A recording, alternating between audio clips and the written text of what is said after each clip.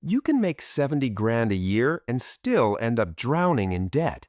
That's not a failure on your part, it's how the system's designed.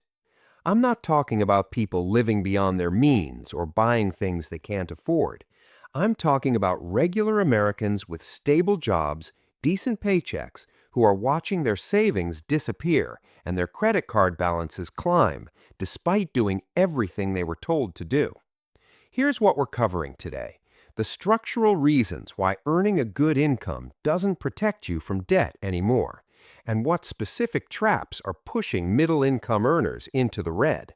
By the end, you'll understand exactly where your paycheck is bleeding out and why it's getting worse. This matters right now because while wages have inched up slowly, the cost of everything that actually keeps you alive, housing, food, insurance, childcare, has exploded. The gap between what you earn and what you need to survive is widening, and debt is filling that gap. Let's start with the big lie that a good salary equals financial security. $70,000 sounds solid, right? That's above the median household income in most states. But here's the reality. After federal taxes, state taxes, Social Security, and Medicare, you're taking home around 52, maybe 53,000. That's about 4,300 a month. Now let's do the math most people avoid. If you're renting a one-bedroom in a mid-sized city, you're paying $1,500 to $2,000 a month. That's nearly half your take-home right there. Add car insurance, health insurance premiums, a car payment, gas, groceries, utilities, phone bill. You're lucky if you have $500 left, and that's assuming nothing goes wrong. No emergency fund buffer, no medical surprise, no car breakdown, just a normal month.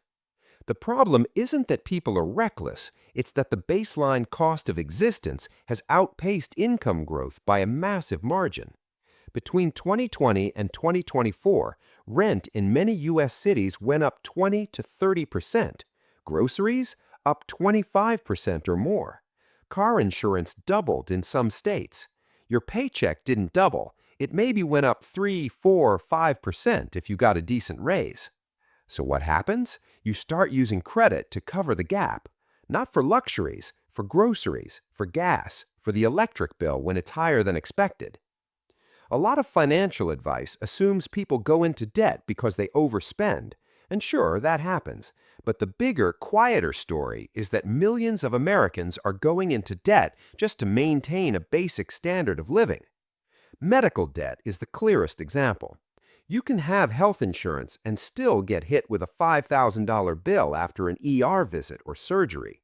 Even with good insurance, deductibles are sky high, often $3,000 to $6,000 a year. That's money most people don't have sitting around. So it goes on a credit card or a payment plan that racks up interest. One medical event and you're in a hole that takes years to climb out of. Then there's childcare.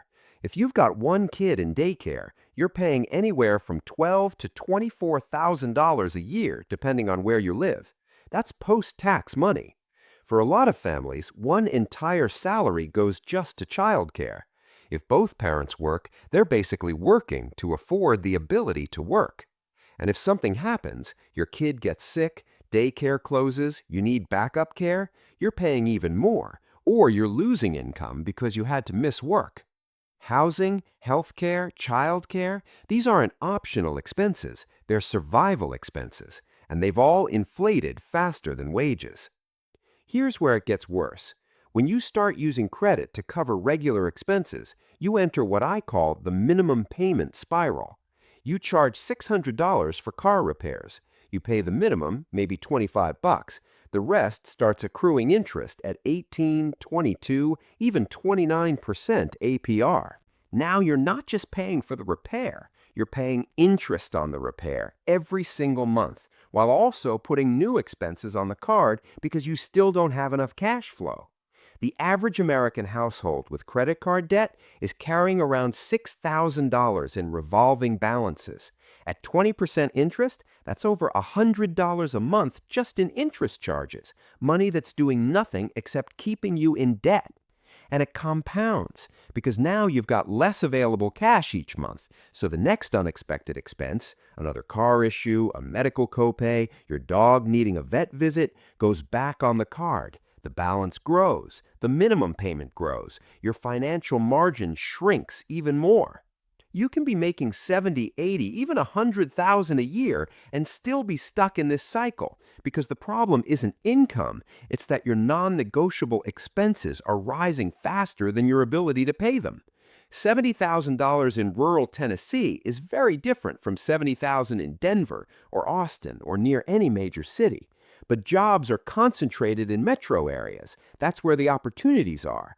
So people end up in this bind. They take a job that pays well compared to the national average, but they're living in a place where that income is actually below what's needed to live comfortably. You can't just move somewhere cheaper when your job, your family, your kids' school, your whole life is rooted in a specific area. And even if you could, moving costs money up front, deposits, moving trucks, time off work. This is why income alone doesn't tell the story. You need to look at income relative to local expenses, and for a growing number of Americans, that ratio is upside down. A few things are accelerating this. First, wage growth is slow and uneven.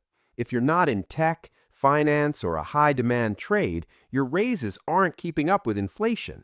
A 3% raise sounds okay until you realize your rent went up 8%, your car insurance went up 15%, and groceries are up 20% year over year.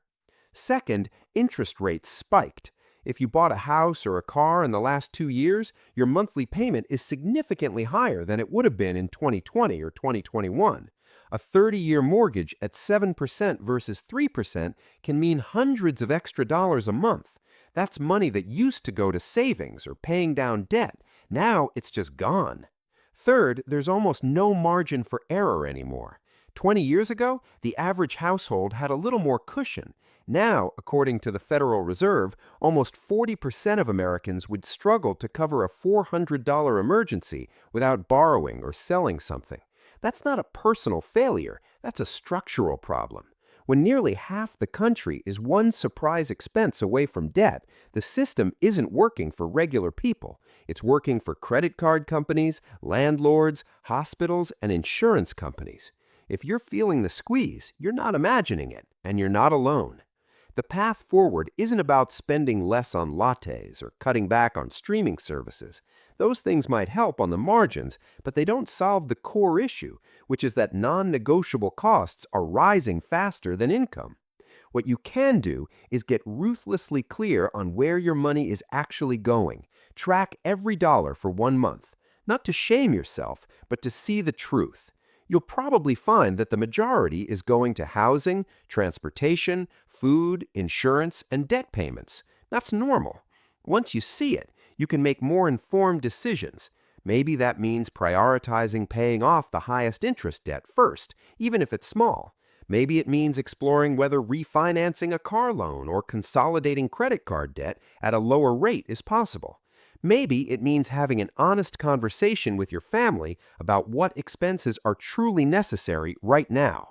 You might also need to accept that building wealth in this environment is slower and harder than it used to be. That's not your fault. But acknowledging the reality lets you plan accordingly, instead of feeling like you're failing when you're actually just up against a rigged game. The idea that a good income protects you from debt is outdated. It assumes costs rise at the same rate as wages, and that simply isn't true anymore. You can do everything right, work full-time, budget carefully, avoid unnecessary spending, and still end up in debt because the cost of housing, healthcare, and childcare has become unmanageable for middle-income earners. This isn't a personal finance problem you can hack your way out of with better budgeting alone. It's a structural problem that requires structural solutions. Things like affordable housing policy, healthcare reform, and wage growth that actually matches inflation. But until that happens, the best thing you can do is see the system clearly. Understand that if you're struggling, it's not because you're bad with money, it's because the math is broken. Real security comes from understanding the rules, even when they're stacked against you. If this helped you see your situation more clearly, subscribe so you don't miss the next one. And if you've got questions or want me to break down a specific topic, drop a comment. I read all of them. Thanks for watching. I'll see you in the next one.